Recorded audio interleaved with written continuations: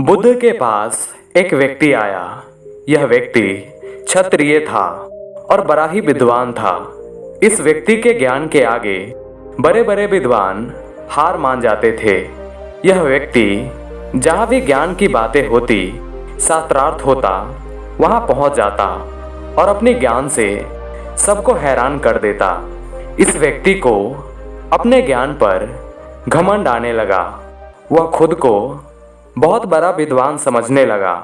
उसे लगने लगा कि वह सबसे श्रेष्ठ ज्ञानी है, उसके आगे सभी फीके हैं। जब उस व्यक्ति को बुद्ध के बारे में पता चला कि उन्हें ज्ञान की प्राप्ति हुई है, तब उसे अपने ज्ञान को और श्रेष्ठ दिखाने का मौका मिला। उसने सोचा कि वह बुद्ध के पास जाकर उनको शास्त्रार्थ करेगा और उनके ज्ञान को झूठा साबित करेगा, जिससे उसकी ख्याति और ज़्यादा बढ़ेगी। वह जब बुद्ध से मिलने जा रहा था, तब उसे पता चला कि बुद्ध ईश्वर के बारे में बात नहीं करते। तब उसने सोचा कि वह बुद्ध से ईश्वर के बारे में ही पूछेगा।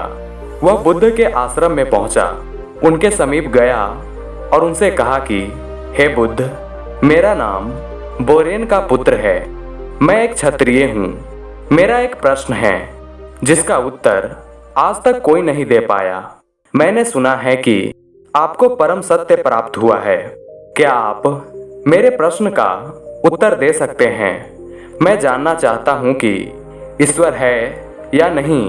बुद्ध मुस्कुराए और बोले, क्या तुम सच में ईश्वर के बारे में जानना चाहते हो या फिर अपने ज्ञान का प्रदर्शन करने आए हो?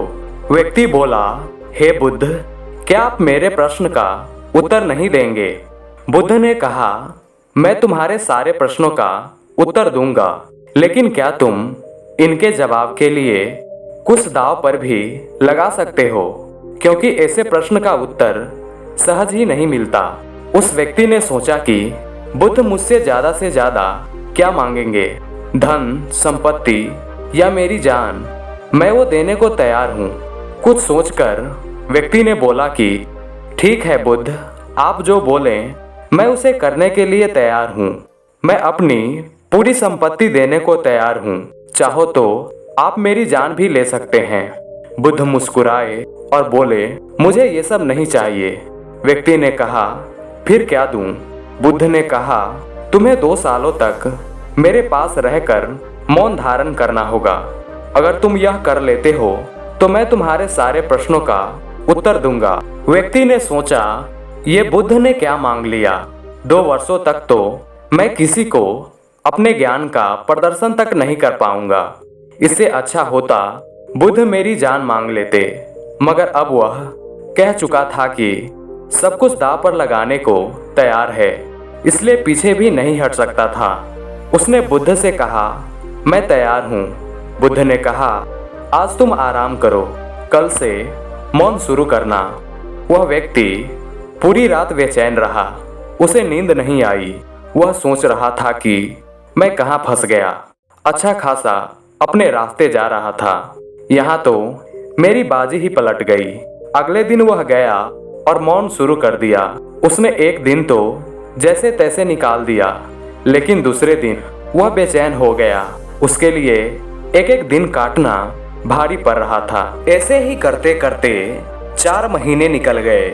वह बुद्ध को शिष्यों से प्रश्न करते देख जवाब देने के लिए व्याकुल रहता। इन 4 महीनों में उसमें बेहद बदलाव आ गया। वह अब क्रोध करने लगा था, लेकिन कुछ बोल नहीं पाता था। वह हमेशा गुस्से में लाल रहता, जैसे सुध-बुध खो रहा हो। वह हताश होकर बैठा रहता तो कभी इधर उधर देखता रहता। एक दिन वह बड़ा सा पत्थर लेकर बुद्ध के पास गया और उसे वहीं पटक कर भाग गया। बुद्ध उस व्यक्ति के पास गए और उसे एक तालाब के पास ले गए और कहा, मैं तुम्हें थोड़ी देर के लिए मौन तोड़ने के लिए इजाजत देता हूँ। तुम चाहो तो मुझसे कुछ भी पूछ सकते हो। व्यक्ति ने ना में सर हिलाया। बुद्ध ने कहा, तुम दृढ़ संकल्पी हो। इस तालाब में देखो, क्या तुम्हें चंद्रमा दिखाई दे रहा है? व्यक्ति ने हाँ में सर हिलाया। फिर बुद्ध ने कहा कि तुम इस तालाब में एक पत्थर फेंको। व्यक्ति ने एक पत्थर उठाकर तालाब में फेंक दिया। बुद्ध ने कहा, क्या अभी भी चंद्रमा पहले की तरह स्पष्ट दिख रहा है? व्यक्ति ने ना में सर हिलाया। बुद्ध ने कहा, जैसे एक शांत पानी में चंद्रमा वैसे ही दिखता है जैसा कि वह है, ठीक उसी तरह एक मौन धारण किया व्यक्ति को भी सब कुछ स्पष्ट दिखता है। लेकिन तुमने जो मौन धारण किया है वह दिखावटी है। तुम्हारे अंदर बहुत शोर है। तुम मन में ही ना जाने किस किस तरह की बातें करते हो। जिस प्रकार शांत पानी में पत्थर फेंकने से उसमें हलचल हो जाती है और चंद्रमा साफ नहीं दिखता है, ठीक उसी प्रकार तुम्हारे अंदर जितना हलचल होगी तुम उतना ही सत्य से दूर रहोगे। तुमने 4 महीने में मौन धारण करके जो ऊर्जा एकत्रित की है उसे क्रोध में बर्बाद मत करो। उसे अपने शरीर में ही समाहित कर लो।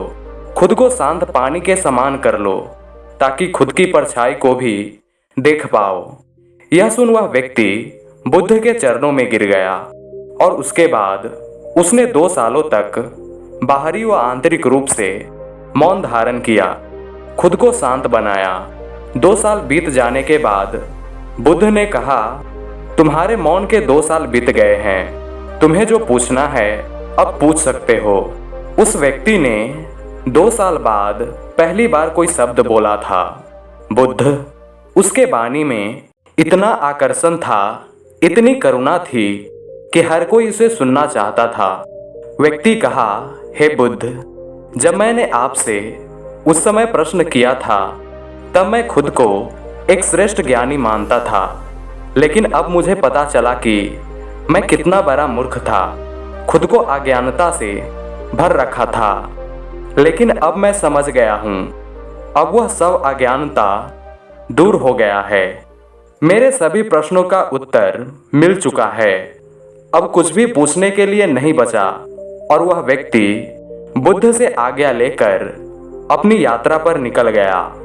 मौन रहना एक बहुत बड़ी शक्ति है। हम सब पूरे दिन में ना जाने कितनी बातें करते हैं। हमारा शरीर जो भी ऊर्जा पैदा करता है हम बातें करके उसे नष्ट कर देते हैं। हमारा शरीर भी ऐसा है कि वह सारी ऊर्जा को नहीं रख पाता और इस तरह बातें करके बाहर निकाल देता है। अगर आप मौन धारण करते हैं तो आपके अंदर धीरे धीरे ऊर्जा एकत्रित होती है जिसे आपका शरीर स्वीकार नहीं करता। तब वह ऊर्जा आपको क्रोध दिलाता है ताकि वह बाहर निकल सके, लेकिन बिना चीखे चिल्लाए क्रोध बाहर नहीं आता। इसलिए जब आप मौन धारण करते हैं तो क्रोध के जरिए संपूर्ण ऊर्जा बाहर नहीं आती। लेकिन जब आप मौन को समझेंगे तब आप समझ सकते हैं कि ये आपको अंदर से मौन रखते हैं। तब आप बाहर से अपने आप मौन हो जाते हैं। तब आप अपनी ऊर्जा को भी देख सकते हैं कि किस तरह से वह बाहर आना चाहता है। और जिसने क्रोध देख लिया वो क्रोध नहीं कर सकता, क्योंकि क्रोध समझबूझ के साथ नहीं किया जा सकता। चीन में लाभांशु नाम के एक बड़े व्यक्ति रहते थे। बहुत बड़े बड़े व्यक्ति उनसे ज्ञान प्राप्त करने के लिए आते रहते थे।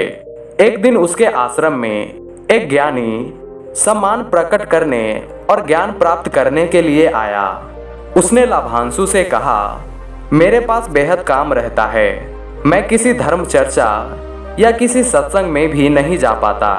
क्या आप मेरे जैसे व्यक्ति के लिए कुछ ऐसे शब्द एक वाक्य में बता सकते हैं जो मुझे धर्म का सार बता दे? लाभांशु ने कहा, हाँ, मैं आपको ऐसा शब्द बता सकता हूँ। व्यक्ति ने जिज्ञासा से पूछा, वह क्या है? लाभांशु ने कहा, मौन। उसने पूछा, मौन किसकी तरफ ले जाता है?